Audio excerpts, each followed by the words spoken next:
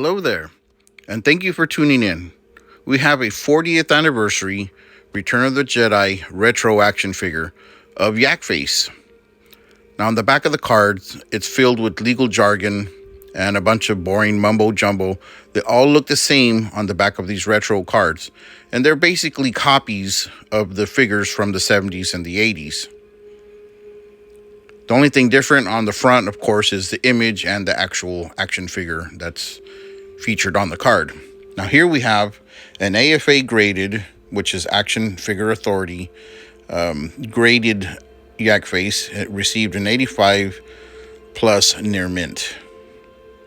Now this kind of collecting is very museum style, very clinical, very sterile, very sanitized.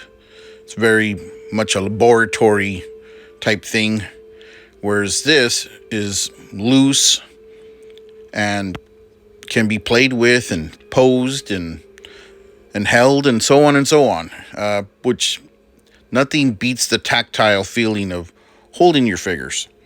But some people have their preference. I prefer loose and or carded. Now here on the back of the thigh says copyright LFL 1985, which simply means Lucasfilm Limited and the year it was produced.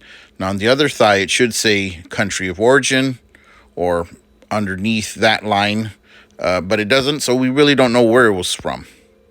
Here's the carded versions of what Yakface would have looked like in Europe and Canada. Now unfortunately, Kenner never brought this figure to the US.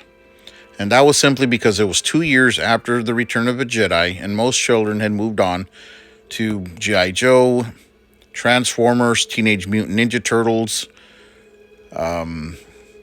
So they were no longer interested in Star Wars. And in fact, this was the last figure made. That's why its drop in popularity made it so that it never made it to the US. And here's what some people say he looks like: the Joe Camel mascot. Just cooler, smoking a death stick.